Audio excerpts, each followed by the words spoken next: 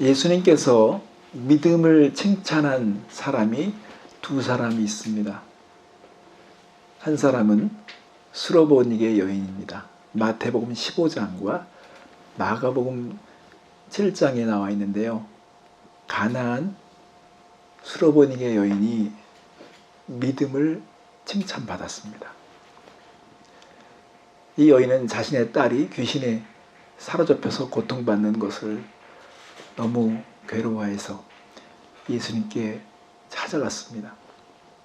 예수님은 관심도 주지 않았어요.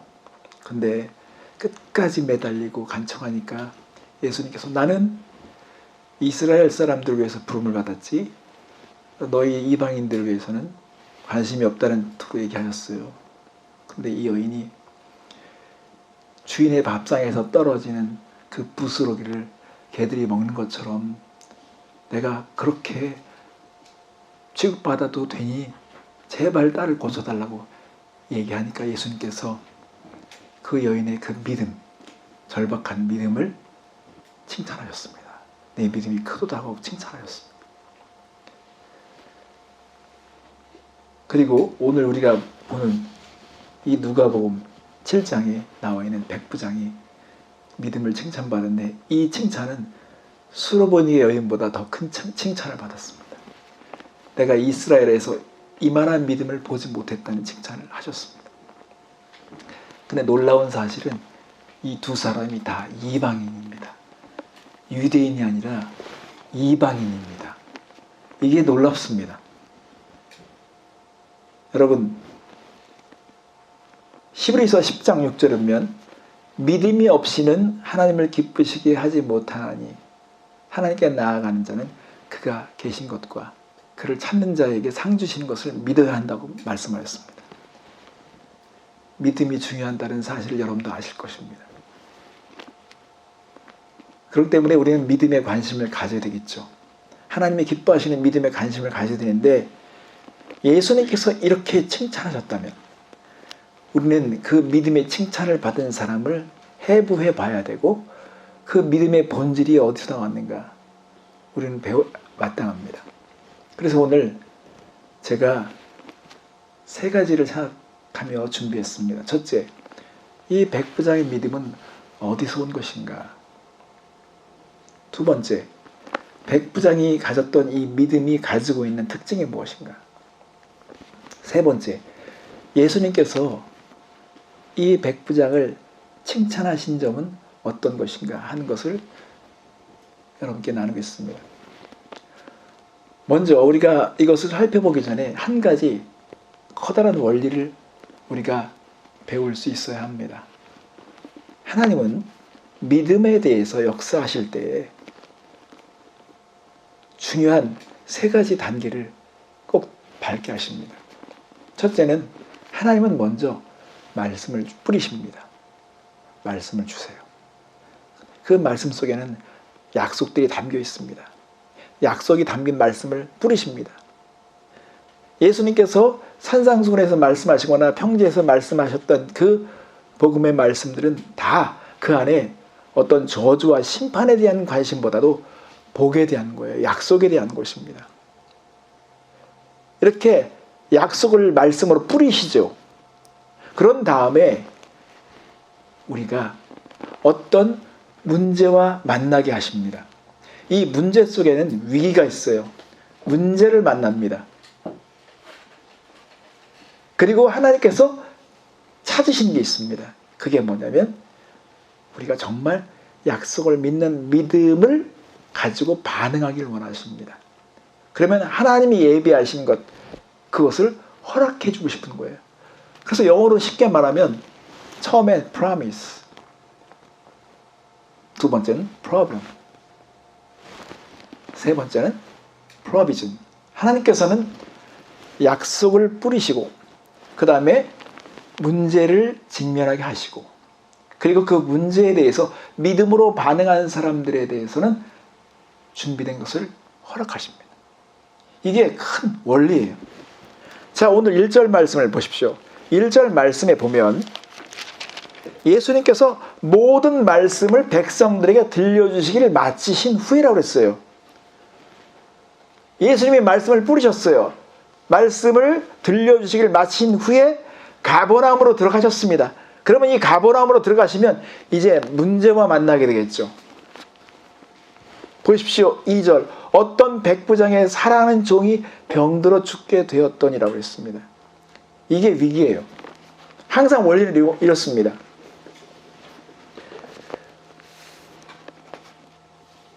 자, 그러면 여기서 백부장이라고 하는 사람은 이방인인데 전혀 유대인과 상관이 없는, 더군다나 군인으로서 지배자 계급에 속한 사람인데 어떻게 이 백부장이 믿음을 갖게 됐으며 이 백부장이 어떤 믿음의 종류를 가졌기에 예수님께서 놀라고 또 칭찬하셨는가? 이것을 우리가 배울 수 있다면 우리는 믿음이 더 강화될 수 있을 것이고 그 믿음을 사모할 것이며 그 믿음을 우리는 갖게 될 거라고 저는 믿습니다. 여러분, 믿음은 어디서 시작됩니까? 믿음의 출발은 어디 있습니까? 믿음이 어디서 생겨나는 것입니까? 3절 말씀을 보십시오. 예수의 소문을 듣고 라고 했습니다. 믿음은 들음에서 납니다. 들음에서 믿음이 생겨나는 거예요. 여러분, 그래서요, 우리의 귀가 되게 중요합니다. 우리가 무엇을 듣고 사는가 너무 중요합니다. 세상은요, 정보의 홍수 속에서 살아가요. 결국은 사람이 그 많은 정보 중에서 자기가 선택하는 거예요. 무엇을 내가 들을 것인가? 구글을 검색하면 그 구글에 있는 알고리즘이 그 사람이 어떤 상황에 있는 사람인지를 다 알고 있어요. 내가 부정적인 얘기를 들을 것인가, 긍정적인 얘기를 들을 것인가, 파괴적인 얘기를 들을 것이냐, 자극적인 얘기를 들을 것인가, 아니면 믿음의 이야기를 들을 것이냐, 그것은 내가 선택해야 되는 것입니다. 똑같은 시간을 우리가 살고 있지만 이 세상에 있는 모든 소리를 다 들을 수 없어요. 우리는 결국은 선택해야 하는 것이죠. 여러분, 믿음을 일으킬 수 있는 이야기를 우리는 많이 들어야 믿음이 생깁니다. 이 백부장은 예수님에 대한 소문을 들었습니다. 누구와 교제에서 이런 걸 들었을까요? 군인이 그 군대 생활하면서 예수님에 대한 소문을 어떻게 들었을까요? 우리가 이 말씀을 보면 우리가 상상할 수 있고 추측할 수 있는 게 있는데 이 백부장이 유대인과의 교제를 하고 있었다는 거예요. 유대 지도자들, 장로들과의 교제권이 있었다는 거예요. 왜냐하면 이 군인이 몇몇 장로들에게 부탁해서 예수님께 도움을 요청했다는 것은 이것은 이들의 관계 속에 어떤 것이 진행된지를 충분히 상상할 수 있고요. 우리가 짐작할 수 있죠. 여러분, 우리는 교제권이 되게 중요한 겁니다. 누구와 교제하며 사는가는 너무 중요합니다. 어떤 사람들은 부정적인 사람도 있어요. 매일 사건, 사고만 얘기해요. 부정적인. 그러면 우리 영혼이 되게 어두워요. 아무리 이야기가 자극적이라 할지라도 그 이야기가 생산적이지 않으면 우리 영혼은 되게 우울해집니다. 들었을 때 막 소망이 생기고 기쁨이 생기는 이야기를 우리가 들어도 시원찮은데 그냥 세상의 그 안 좋은 얘기를 계속 듣는데 자극적이니까 시간 가는 줄 모르지만 그 우리 영혼은 막 어두운 겁니다. 근데 예수님 이렇게 살으셨대요. 아니, 세리인 삭개오라는 사람이 예수님을 만났대요. 예수님이 이렇게 기적을 베푸시고 눈먼지를 뜨게 하시고 나병 환자를 고치셨대요. 이런 이야기들을 막 들으면 기대가 생기죠. 믿음이 생길 겁니다. 이렇게 백부장은 예수님에 대한 이야기를 듣고 또 예수님이 가버나움에 도착하셨다는 얘기를 들었을 때 하인을 사랑하는 마음으로 예수님께 부탁하고 싶은 마음이 생겼을 것입니다. 또 중요한 게 있어요. 아무리 많은 이야기를 들어도 여러분, 사람은 공정하고 진실한 마음이 없으면 그 많은 이야기가 다 줄줄 새버립니다. 편견이 없는, 선입견이 없는 마음, 진실한 마음으로 들어야 그 믿음에 대한 소식들이 내 마음에 안착하는 거예요. 이것은 제가 경험한 것입니다. 사람의 이 편견은 왜 생길까요? 그것은 부모들이 들려준 얘기 때문에 생기는 거예요. 부모들이 어떤 가지고 있는 피해의식을 계속 뿌리니까 자녀들은 편견이 생기고 삐뚤어진 마음이 생기는 것입니다. 그런데 이 백부장 안에 이렇게 진실하고 공정한 마음이 생겼다는 걸 우리가 어떻게 알 수 있을까요? 이 사람은 유대인들을 위해서 회당을 지어줬습니다. 여러분, 일본 사람들은 다 나쁠까요? 아니잖아요. 일본 사람 가운데도 역사는 똑바로 해석해야 된다고 일본 사람들이 들었을 때 불편한 이야기를 할지라도 공정하게 얘기하려는 학자들이 있는 것처럼 이 당시에 유대인들은 로마의 그 지배자들에 대한 편견과 안 좋은 마음으로 따가운 시선이 있었어요. 또 이 로마인들은 지금 이스라엘 사람을 지배하는 그런 식민지인들을 바라볼 때 이들에 대한 어떤 또 다른 편견과 차별의식이 있을 수도 있어요. 그러나 이 백부장은 회당을 지어줬어요. 유대 민족을 존중했어요. 이들이 예배 드릴 장소를 마련해 주는데 최선을 다했어요. 이렇게 진실하고 공정한 사람이 있다는 것입니다. 그렇다면 나사렛에 있는 시골뜨기 청년이 어떤 마치 선동가처럼 많은 일들을 하고 있지만 이 백부장이 그것을 무시할 수 없는 것은 유대인 가운데 어떤 큰일이 일어나고 있다는 이 사실에 대해서 그는 주목했을 것입니다. 이상하게 성경에 보면 이름은 알려지지 않았지만 백부장들이 그렇게 많이 나오잖아요. 예수님께서 십자가에 달리셨을 때 또 한 백부장이 고백하잖아요. 이는 진실로 하나님의 아들이시다라고 그렇게 고백하잖아요. 믿음은 들음에서 납니다. 우리는 많이 들어야 되는데 예수님에 대한 소문을 많이 들을 수 있어야 합니다. 그리고 우리는 진실하고 공정한 마음으로 들어야 합니다. 이게 정말 사실인가? 편견 없이 들어야 합니다. 유대인들은 편견을 가지고 들었기 때문에 믿음이 생기지 않은 거예요. 이미 어떤 프레임을 가지고 들었기 때문에 믿음이 생기지 않은 거예요. 지도자들은 편견을 만들어냅니다. 정치인들은 편견을 만들어냅니다. 어떤 프레임을 만들어서 자기들의 유익한 쪽으로 끌어가려고 합니다. 그럴 때 우리는 성찰해야 됩니다. 우리 교회에 필터링이 있어야 됩니다.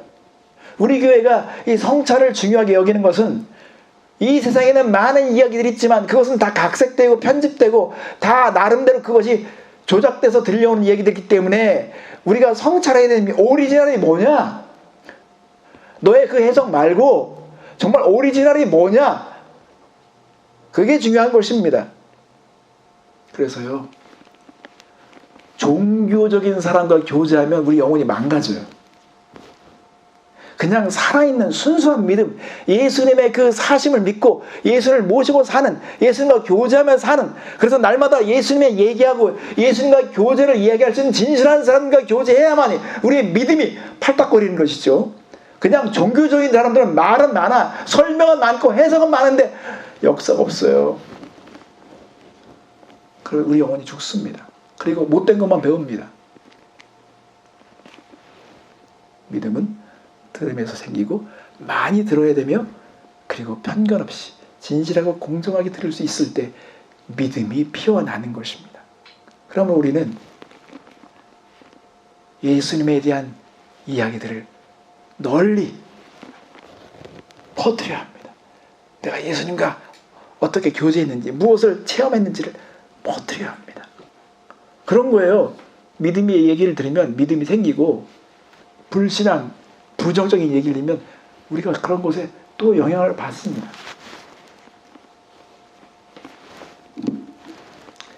두 번째를 생각해 볼 게 있습니다.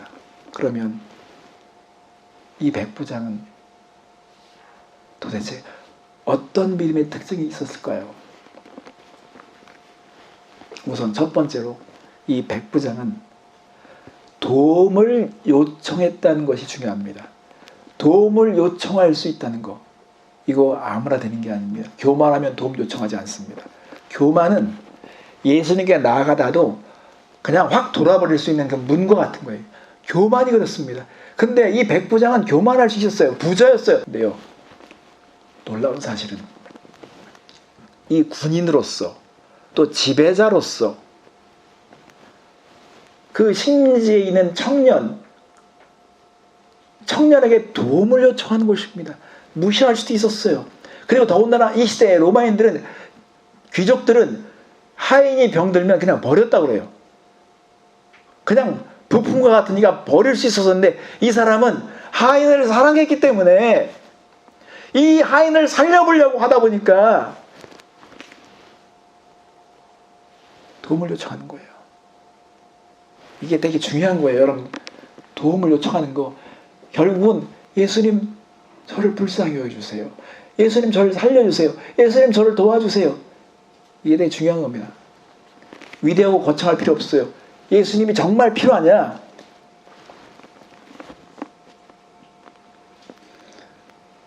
조금 전에 말씀드렸듯이 예수님은 말씀을 뿌리죠. 위기를 만납니다. 그런데 예수님의 말씀 속에 그 말씀을 다 이렇게 캡슐 열어보면 거기에 I am 뭐뭐이다. 나는 너희들의 치유자다. 나는 너희들의 양식이다. 나는 너희의 의미다. 난 너희의 도움이다. 난 너희의 빛이다. 인간이 필요한 모든 것에 대해서 예수님은 I am이죠. 근데 그것을 믿고 받아들이면 그것이 우리 속에서 실행이 되는 겁니다. 그걸 체험하는 거예요. 백부장은 지금 자신과 친분관계에 있던 장로들을 통해서 도움을 요청했습니다. 이렇게 도움을 요청할 수 있는 이 믿음이 되게 중요한 것입니다. 사람들이 교만 때문에, 더군다나 이 유대인들은 예수님의 말씀을 계속 들어요. 계속 들어. 기적도 봐. 그런데 문제는 아무 일도 안 일어나. 교만하기 때문에, 편견을 가졌기 때문에, 정말 도움을 요청하지 않기 때문에. 예수님은 자신 앞에 나와서 저를 불쌍히 여겨주세요 하면 그냥 도와주시는 거예요.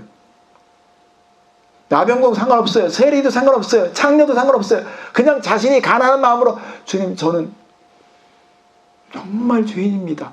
불쌍히 여겨주세요. 난 당신이 필요합니다. 그게 중요한 거죠.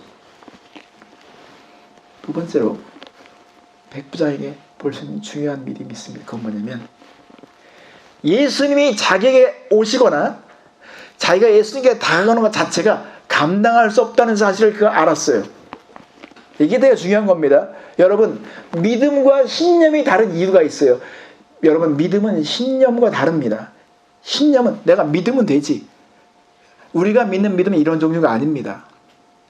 우리가 믿는 믿음은요, 이 거룩함이라고 하는 것이 깔려 있습니다.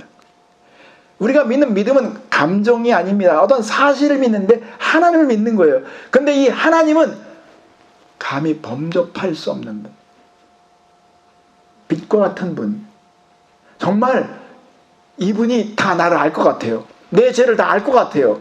내 속속들이 다 알 것 같아요. 이걸 알면 사람은요, 겸손할 수밖에 없습니다. 엎드릴 수밖에 없습니다.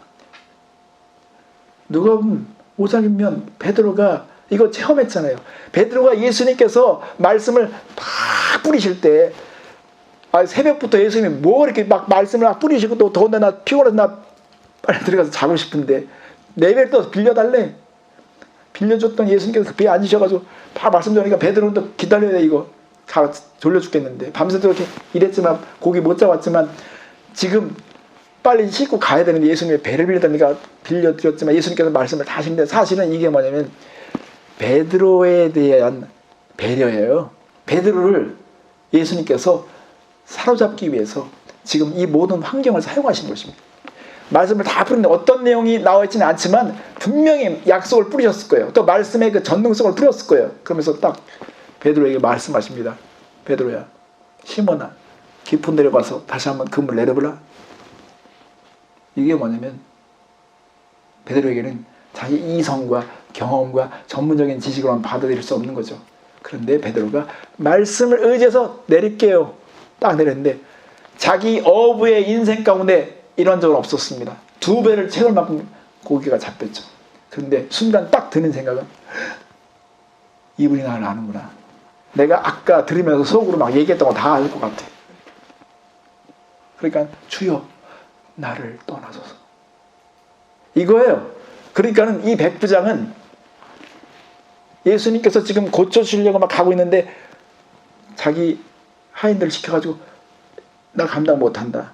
예수님이 우리 집에 오신 것도 감당 못하면 내가 나가는 것조차도 감당 못한다고 대신 말씀만 해달라고 얘기할 만큼 겸손을 넘어서 이 거룩함의 인식 우리가 생각해 볼 수 있습니다. 더군다나 이 백부장은 유대인과 교제를 통해서 유대인이 이방인과의 교제, 이방인의 어떤 집에 들어오는 것 자체가 얼마나 꺼리는 일인지에 대한 것에 대한 배려일 수도 있겠지만 저는 더 나아가서 감당할 수 없다는 이 사실을 표현했다는 것이 두 번 나오는 걸 볼 때 백부장은 예수님과의 이 거리에 대해서 그 의식했다는 것입니다. 빛은 어둠을 삼켜버리죠. 우리가 하나님께 나아가는 데 있어서 이런 의식, 거룩함에 대한 의식이 없이 나간 것은요 되게 건방진 것입니다. 잘못된 것입니다. 그래서 어떤 신념과 자신의 어떤 그런 신조로다 어떤 걸 이뤄낸 사람들은요 그 끝에 자기가 있어요. 자기가. 그래서 믿음이 병들고 왜곡되는 것입니다. 정말 믿음은요 하나님을 믿는 것이죠. 하나님의 인격을 믿는 것, 하나님이 누구신가를 믿는 것입니다. 그렇기 때문에 하나님에 대해서 눈을 뜰수록 우리는 엎드릴 수밖에 없습니다. 그리고 거룩함을 생각할 수밖에 없습니다. 또 한 가지는 백부장은 말씀의 권세를 믿었습니다. 말씀이 하는 그 권세를 믿었습니다. 그리고 군인 신분으로서 통찰력을 가지고 이것을 볼 수 있었습니다. 내가 상관으로서 부하들에게 명령하면 그것이 실행된다. 나도 남의 밑에 있기 때문에 위에서 명령을 내리면 바로 그것을 내가 행한다. 그것처럼 그분의 말씀은 이런 거구나. 그분의 입에서 말씀하시면 그게 그냥 현실이 되는 거구나. 그렇지만 그렇다고 해서 내가 요구할 수 있는 건 아니죠. 그분의 선택에 달린 거예요. 그분이 의지적으로 다 그걸 말씀하기 원하시면 되는 것이지만 그분이 그거 싫으면 안 되는 거예요. 이게 되게 중요한 겁니다. 말씀만 해주시면 됩니다. 말씀의 능력. 히브리서 11장 3절 말씀이면 믿음으로 모든 세계가 하나님의 말씀으로 지어진 줄 아나니 보이는 것은 나타난 것으로 말미암아 된 것이 아니니라.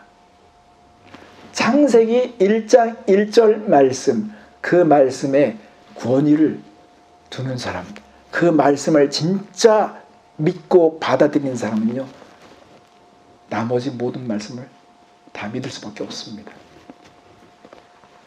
요한복음 1장에 나와 있는 예수님의 그 말씀의 권세를 믿는 사람들은 뭘 믿지 못하겠습니까? 이 백부장은 말씀의 권세가 어떻게 작용하는지를 믿었습니다. 이게 되게 중요한 겁니다. 우리가 하나님을 믿는다. 사실 그 안으로 들어가면요 말씀 믿는 겁니다. 여러분 이런 말이 어디 있겠습니까?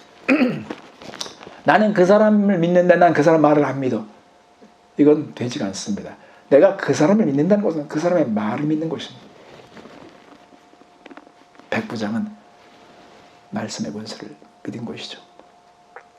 그게 세 번째로 우리가 생각해 볼 것은 예수님이 그러면 어떻게 칭찬하셨고 그리고 칭찬하신 그 핵심에는 무엇이 들어있는가 하는 것입니다. 성도 여러분, 예수님은요 이렇게 칭찬하셨습니다. 9절 말씀, 예수께서 들으시고 그를 놀랍게 여겨 돌이키사 다른 무리에게 이르시되 내가 너희에게 이르노니 이스라엘 중에서도 이만한 믿음은 만나보지 못하였노라 하시더라. 여러분, 이 백부장은 예수님께서 가르치신 걸 직접 들어본 적이 없어요. 그런데 제자들은 예수님의 말씀을 계속 들었어요. 기적도 봤어요. 또 예수님을 따라다니는 많은 무리들은 예수님으로부터 직접 말씀을 들었어요. 그리고 그 말하는 것이 권위가 다르다고 그들은 입으로 표현했어요. 근데 왜 이들은 믿지 않았습니까? 근데 어떻게 직접 듣지 못한 이 백부장은 이렇게 그 믿음을 표현하고 있습니까? 그러니까 예수님 볼 때는 내가 이스라엘에서 이런 믿음을 보지 못했다고 말씀하셨습니다. 엄청난 칭찬이죠. 여러분, 우리는 이 당시 예수님을 따르던 이 무리들과는 차원이 다르게 우리는 더 많은 예수님에 대한 이야기를 들었어요. 예수님의 죽음과 예수님의 십자와 부활에 대한 이야기를 다 들었어요. 우리는 백부장이 믿는 믿음보다 더 나아져야 합니다. 더 위대해져야 합니다. 더 큰 믿음으로 반응해야 합니다. 예수님이 놀랍게 여겼던 그 믿음을 우리도 갖게 되기를 소망해야 합니다.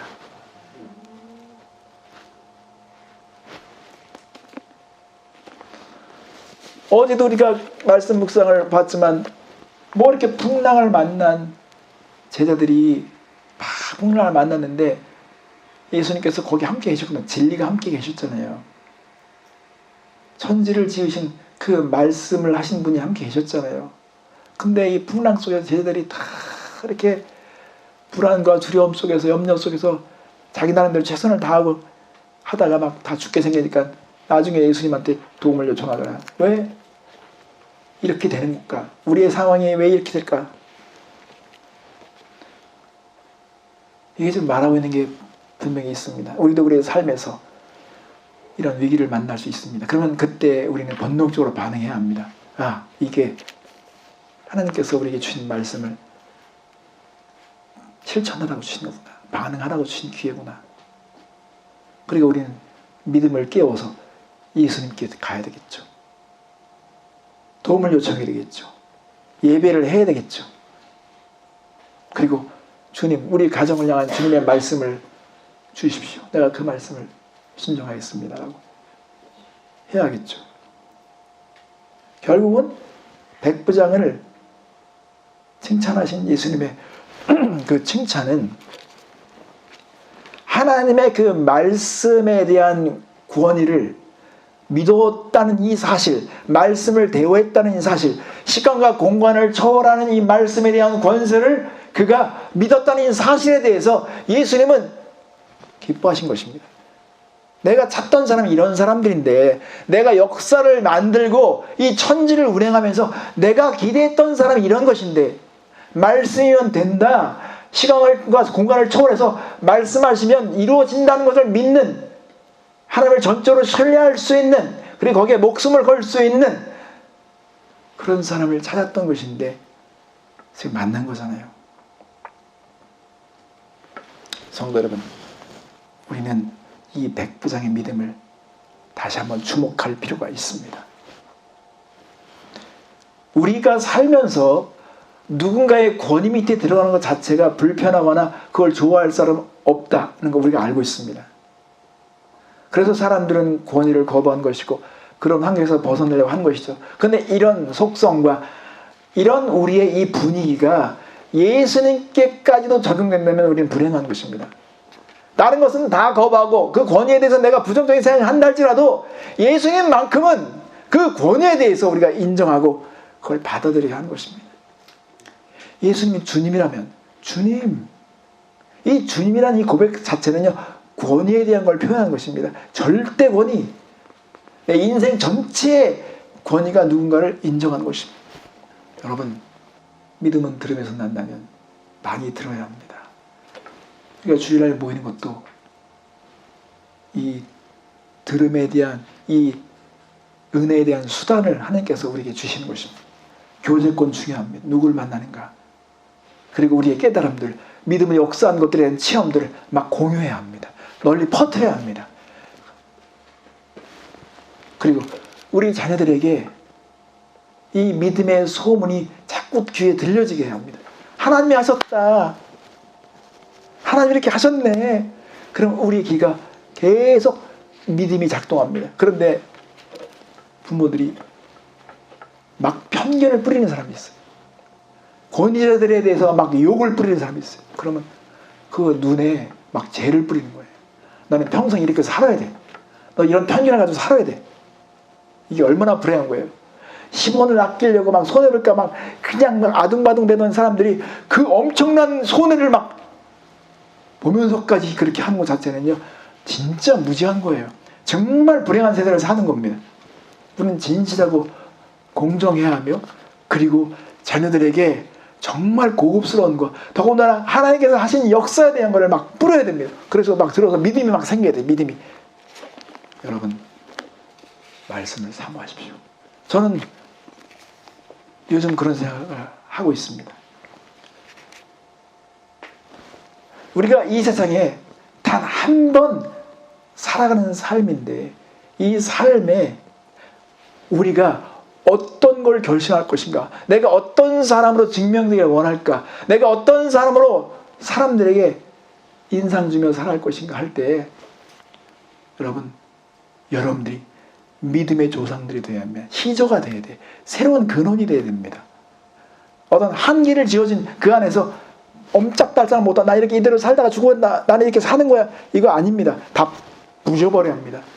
내가 새로운 믿음의 근원, 내가 새로운 믿음의 역사, 전설이 되겠다. 내가 하나님을 어떻게 믿는지를 내가 보여주겠다. 이게 중요한 겁니다. 내가 정말 크게 포맷을 크게 갖고요, 진짜 하나를 믿어 드신 거 없습니다. 그러면 그거가요, 언젠가는 열매를 맺는 것을 우리는 믿을 수 있습니다. 루시, 그 시어머니, 소망도 없어, 절망스러워, 이제는 볼품도 없어. 그런데 루시 그냥 딱 붙잡았어요. 붙잡고, 어머니, 하나님을 나를 믿게, 어머니 백성은 나 죽을 겁니다. 아니, 지금 젊은 나이에 빨리 따로 살림 가지고 새롭게 삶을 시작할 수 있는데, 어머니와 함께. 근데 하나님은 그 루시의 그 믿음을 보고서는요, 다 생각하는 것이죠. 내가 너로 다윗의 고조 할머니 만들어줄게. 이런 겁니다. 우리는 전설이 되어야 됩니다. 믿음의 전설. 믿어드리는 거예요. 그럼 말씀을 막 사모하는 것입니다. 그리고 그 소문을 듣고자 합니다. 그래서 성경에 왜 예수님의 말씀하시다 빨간 걸로 되어 있냐면, 이 말씀이 다 이루어지고 있기 때문에 그렇기 때문에 우리는 믿음의 사람 되기로 작정해야 합니다. 오늘 2022년 우리 한계를 뛰어넘는 그런 믿음의 사람 되셨으면 좋겠습니다. 기도하겠습니다.